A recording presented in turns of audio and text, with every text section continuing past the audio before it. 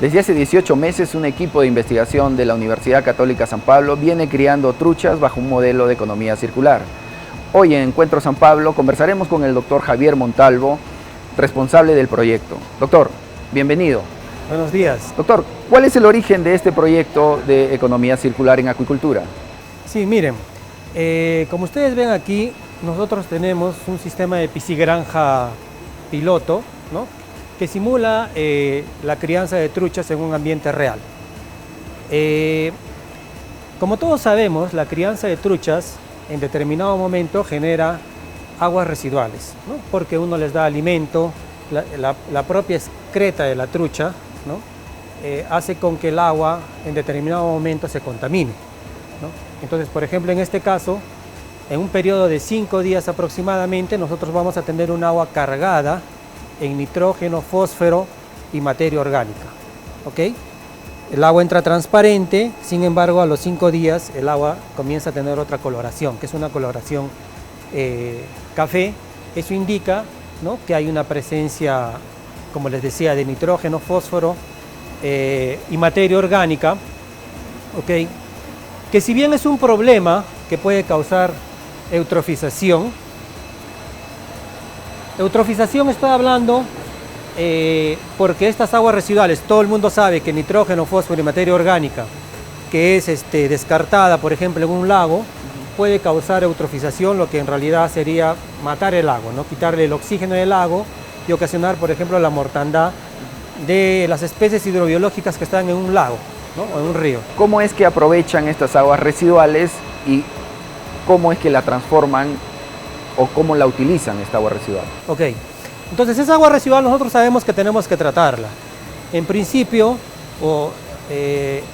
preliminarmente nosotros la traemos para estos tanques, que son unos tanques de almacenamiento de aguas residuales, y ahí entra, digamos, lo novedoso de nuestro proyecto, ¿no?, porque nosotros después esa agua residual la transportamos para estos fotobioreactores, que como ustedes ven, son unos tanques abiertos, ¿no?, tanques de cultivo, y lo que cultivamos aquí son microalgas. ¿Y por qué microalgas? Porque las microalgas, que son organismos fotosintéticos, necesitan alimento como todo ser vivo, ¿ok? Y dentro de los alimentos que las microalgas aprovechan, o dentro de los nutrientes que necesitan para su desarrollo, tenemos el nitrógeno, tenemos el fósforo, tenemos la materia orgánica, ¿no? Entonces, ¿cuál es la novedad de este proyecto? Que nosotros cultivamos microalgas en un medio de agua residual, que es el agua residual que ha salido de los tanques de la piscigranja piloto. ¿Con qué objetivo? Aquí tenemos 2 objetivos específicos importantes que nos van a ayudar a cumplir con el objetivo principal del proyecto. El primer objetivo es poder purificar el agua residual. Como les he explicado al inicio, tenemos presencia de nitrógeno, fósforo, materia orgánica, que son parámetros que son controlados por el Ministerio del Medio Ambiente, que no pueden ser descartados, tienen que ser descartados dentro de un valor, ¿ok? Y lo que nosotros hacemos es purificar primero esta agua residual. En ese proceso de purificación, que se da a través del cultivo de microalgas en este medio, ¿sí?, nosotros, como ustedes pueden ver, vamos a tener el crecimiento de estas microalgas, ¿no?, porque esta agua, como ustedes han visto en la piscigranja, es un agua de color, un café transparente, y como ven aquí es un agua ahora verdecita.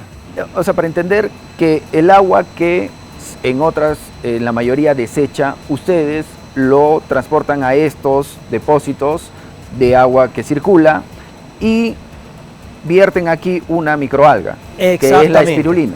Perfecto. Entonces miren, como nosotros podemos ver aquí, en esta sección que es el área de cultivo, nosotros tenemos aquí una sala de cultivo, ¿no?, que es la sala de cultivo de las microalgas. Nosotros tenemos aquí diferentes cepas de microalgas, ¿no?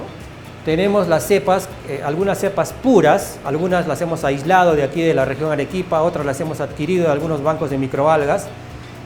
¿Y cuál es la microalga espirulina? Sí, nosotros miren, estamos en este momento utilizando la microalga espirulina, que es esta de aquí, ¿sí? Y esta nosotros la estamos adaptando ya en estos tanques más grandes, ¿no?, en estos bidones más grandes de 20 litros, aquí. Y esa microalga adaptada nos va a servir como inóculo, ¿no? ¿A qué me refiero como inóculo? Lo que nosotros vamos a hacer es este inóculo, que sería esta microalga, que es una microalga adaptada a condiciones de agua residual. La vamos a traer a este fotobioreactor aquí y la vamos a echar en este, ¿no? Este es mi inóculo y aquí la microalga se va a comenzar a reproducir.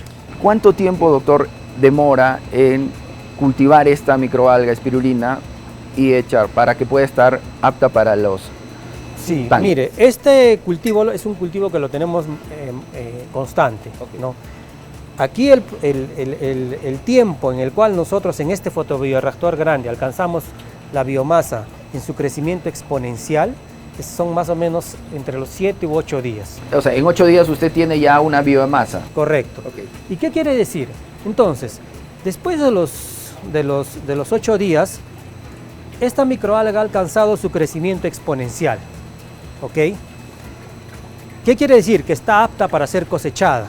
Y nosotros la cosechamos en esta centrífuga que podamos ver aquí al lado, ¿sí? Que básicamente es una separación, ¿no? que utiliza la fuerza centrífuga, en la cual nosotros vamos a tener, por un lado, la masa de la microalga, ¿sí? que es una masa con ya un bajo contenido de humedad. Si ustedes pueden ver aquí, es una masa, obviamente todavía tiene humedad, pero ya es una masa, ¿no? Ya eso, no, doctor, ese es el líquido. producto después de 7 días que está cultivada o en este tanque. Exactamente. Y por otro lado, de la centrífuga, como les decía, sale la biomasa, pero también sale un agua transparente, que es un agua ya libre de contaminantes, o sea, con bajo contenido de fósforo, con bajo contenido de nitrógeno y con bajo contenido de DQO, que puede ser descartada sin ningún problema a un cuerpo hídrico. Posteriormente, lo que nosotros vamos a hacer, como ustedes ven, esta biomasa, que es una biomasa de la microalga espirulina, que todos saben que la espirulina tiene alto contenido de proteínas, alto contenido de ácidos grasos y un poder antioxidante que inclusive muchos lo utilizan como un anticancerígeno para fortalecer el sistema inmunológico. Esta biomasa la necesitamos secar. Ok, ¿no? ¿Dónde la secan? Sí, este proceso de secado se da mediante un secado en base al concepto de sublimación, del proceso de sublimación, que se da en un liofilizador, ¿no? Eso para mantener las propiedades de las microalgas, ¿no? Que este alto contenido de proteínas y ácidos grasos se mantenga y pueda ser utilizado posteriormente como alimento para las truchas. Entonces aquí tenemos el proceso de liofilización. Como ustedes pueden ver aquí, tenemos aquí microalga que actualmente está pasando por ese proceso de secado mediante la sublimación. Doctor, ¿podría explicarnos esta biomasa ustedes la traen a esta máquina que hace, qué proceso hace en palabras simples? Sí, mire, esta biomasa que está con contenido de humedad la vertimos en estos platos, ¿sí? Y va a pasar por un proceso de sublimación que se da en este proceso de, en este equipo que se llama liofilizador. Que es como una separación del líquido. Sí, básicamente es retirarle el líquido a la microalga, ¿no? Es un proceso de secado. ¿Y cuánto tiempo lleva este proceso? Este proceso nos demora, va a depender, ¿no? de la cantidad, pero va entre 24 a 48 horas. Ok, ¿y qué obtenemos de ese proceso? Sí. Lo que obtenemos de ese proceso ya es una harina de microalga, que es esta microalga, como ustedes pueden ver aquí. Es un polvo ya, es un polvo seco, ¿sí? Y que nos va a servir como materia prima para preparar... Ese polvo seco es la espirulina. Es la espirulina. Es la espirulina, y aquí como ustedes pueden ver, ¿no? Pasa por un proceso, ¿no? Un proceso de peletizado, ¿no? O sea, porque en realidad no le podemos dar así el alimento a las truchas, ¿no? Porque ¿Y el alimento qué propiedades, doctor, tiene la espirulina? Sí, miren, entonces, la espirulina tiene alto contenido de proteínas, alto contenido de ácidos grasos, ¿no? Y tiene algunos principios activos que son antioxidantes. Entonces ayudan a fortalecer el sistema inmunológico de las truchas y a aprovechar mejor los nutrientes. Este, por ejemplo, es un alimento convencional, que se vende en el mercado. En el mercado, ¿no? Es un alimento balanceado, Ok. ¿sí? Y este alimento dentro de su composición tiene harina de pescado. Ya. Lo que nosotros buscamos es, debido al contenido de ácidos grasos que te da la harina de pescado, nosotros buscamos sustituir, y como la microalga también tiene un alto contenido de ácidos grasos y proteínas, buscamos sustituir el componente de la parte de la harina de pescado. Entonces lo que hemos hecho aquí es que esta, por ejemplo, hemos sustituido el 5% de la harina de pescado de la composición total. Retiran la harina de pescado y colocan la espirulina Exacto. en un porcentaje. Exacto. No tanto es retirarlo, sino que hacemos una formulación y en vez de colocarle, por ejemplo, una cierta cantidad de harina de pescado, 5% lo reemplazamos por espirulina. Y en este caso es 10%. ¿Ok? Todos esos pellets son, sí, obtenemos estos pellets aquí, ¿no? Ya el alimento en forma de pienso, ¿no? Con un diámetro y una morfología en la cual va a poder ser asimilado por las truchas. Posteriormente nosotros utilizamos esto como alimento para... Entonces, este alimento ya está listo para que las truchas puedan alimentarse. Correcto. Ya es un alimento preparado que ya lo podemos dar. ¿Podemos dar de comer esto a las truchas? Sí, por supuesto. A ver, yo le...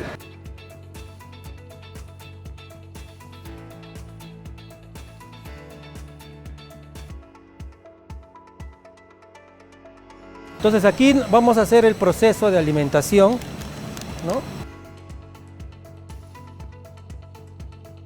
Algo muy importante también en este proyecto es la digestibilidad, que es un parámetro que estamos estudiando. Ok. O sea, no es simplemente fabricar un alimento, ¿sí? Y dárselo, porque las truchas, como todo ser vivo, también, digamos, a veces lo aprovecha y a veces no lo aprovecha.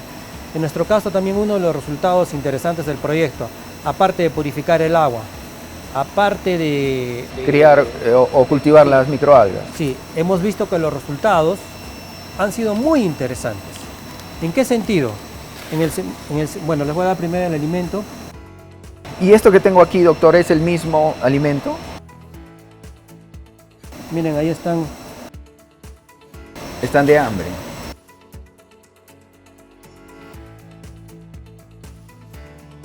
Como ustedes pueden ver, ¿Cada cuánto le dan de comer, doctor? les gusta, ¿no? ¿O cuántas veces se le da de comer a la trucha? 2 veces al día. Ahora, eso va a depender también de la etapa en la cual está la trucha, ¿no? O sea, en este caso ya están en etapa de engorde, ¿no? O sea, nosotros tenemos la etapa de alevino, la etapa juvenil, la etapa de engorde, ¿no? Eso va a variar, ¿no? O sea, no es que sea siempre así, ¿no? ¿Ok? Bueno, entonces los resultados de este proyecto al final, en el caso específico de las truchas, es que tenemos una mortandad casi cercana a 0. Hemos tenido algunas muertes, pero de repente por cuestiones más de operación, no han sido muertes relacionadas a, por ejemplo, algún tipo de bacteria, entonces quiere decir que las truchas están fuertes, pero también ha habido un resultado muy interesante. Cuando nosotros hemos hecho una comparación entre el alimento convencional, alimento con 5% de espirulina y alimento con 10% de espirulina, los resultados del alimento con 10% de espirulina nos dan unas truchas más grandes, ¿ya? Yo alcanzo la etapa juvenil, que más o menos es llegar a 200 gramos, 18 días antes que el alimento tradicional.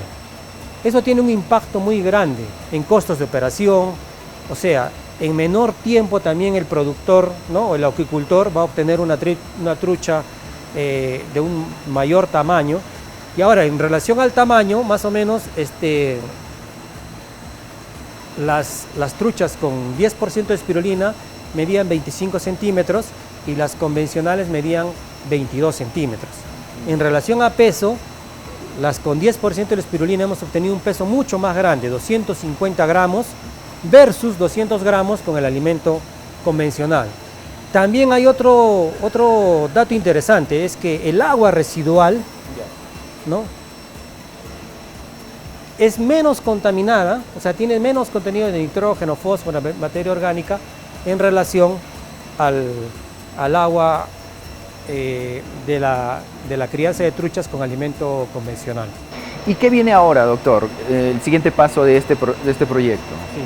Miren, un problema muy grave en este momento para los acuicultores de todo el Perú es que como esto se cultiva en lagos o algunos lo cultivan en piscigranjas, hay una mortandad muy grande debido a la contaminación. O sea, se han desarrollado bacterias y una serie de patógenos que hacen con que la productividad de estos acuicultores sea muy baja, ¿no?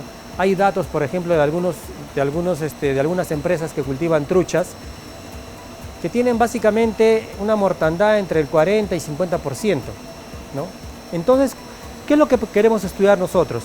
Vamos a estudiar otro tipo de microalga, ¿no? que es la Haematococcus, que genera astaxantina, que la astaxantina también, parecido a la espirulina, es un compuesto activo que se extrae del Haematococcus, ¿sí? que ayuda a fortalecer el sistema inmunológico. O sea, queremos hacer un nuevo alimento, ¿no? un alimento fortificado, ¿no? que ayude a que la productividad de estos acuicultores sea mayor y con eso reducir la mortandad, ¿no? para que tengan mayor beneficio económico, mayor retorno, porque sí sabemos que hay algunos acuicultores que prácticamente han parado su negocio debido a que hay una mortandad muy elevada, ¿no? en la crianza de truchas. Y doctor, ¿cuán importante es la economía circular en estos momentos? Sí. Miren, como ustedes pueden ver, resumiendo el proyecto, nosotros estamos aprovechando un agua residual que en teoría va a contaminar un cuerpo hídrico, ¿sí? va a ocasionar en su tratamiento un alto costo, y nosotros estamos utilizando el concepto de economía circular para producir un nuevo subproducto y beneficiar el cultivo de estas truchas. ¿Eso en qué refleja al final? Refleja en disminución de costos, mayores índices de productividad, y también voy a tener un recurso adicional extra, ¿no? porque este alimento de la microalga, si es que yo lo quiero hacer, por ejemplo, alimento para truchas, también lo podría vender. Esa biomasa seca que hemos visto tiene un valor en el mercado. Por ejemplo, un kilo de espirulina está a 400 soles. Entonces podría venderlo también para que se utilice por otros fines, ¿no? Entonces, al final, si uno aplica este concepto de economía circular, aparte de ayudar al medio ambiente, yo también voy a ser más competitivo, ¿no? porque voy a reducir mis costos. Entonces voy a mejorar, voy a tener una ventaja competitiva en el mercado, ¿no? Y en esta piscigranja, ¿no? a escala, ¿cuántas truchas ha tenido? Sí, mira, acá esta piscigranja soporta 1000 truchas, pero también, nuevamente, eso va a depender de la etapa, ¿no? Ahorita estamos ya en etapa de engorde, obviamente soporta menos cantidad de truchas. En la etapa de alevinos soporta más cantidad de truchas, pero su capacidad instalada para alevinos es de 1000, pero conforme las truchas van creciendo, necesitan mayor espacio, ¿no? Entonces también la capacidad instalada va reduciendo. Pero si queremos hablar de un valor, serían las 1000 truchas. Doctor, ¿y este proyecto se enmarca dentro del grupo de Ciencia y Tecnología y Ambiente de su departamento? Correcto. ¿Es financiado también? Por Prociencia, ¿no? Nosotros hemos tenido, y aprovecho para agradecer a Prociencia, ¿no? por el financiamiento. Hemos tenido un financiamiento de 500.000 soles, pero previamente, lo que les he mostrado, la sala de cultivo, es otro proyecto de 500.000 soles. En global podríamos decir que hemos tenido un financiamiento de 1 millón de soles para llevar adelante este proyecto, ¿no? Vale resaltar que este proyecto también como entidad asociada está la Universidad Nacional de San Agustín, ¿no? donde nos apoya el ingeniero pesquero y coinvestigador Gustavo Benavente, también nos apoya la ingeniera pesquera Beatriz. Entonces, también participa aquí la Universidad Nacional Autónoma de México, la Universidad de Valladolid, como entidades asociadas, ¿no? Doctor, ¿y qué desafíos o qué consejos le daría al sector de acuicultura? Que apuesten por la innovación, por la investigación para resolver sus problemas. Como ustedes pueden ver, aquí nosotros estamos criando truchas en un ambiente casi real, simulado al real, ¿no? Y que de aquí pueden salir soluciones para sus problemas, ¿no? Entonces, muchas veces nosotros no apostamos, ¿no? por la academia, ¿no? o a veces hasta desconocemos, ¿no?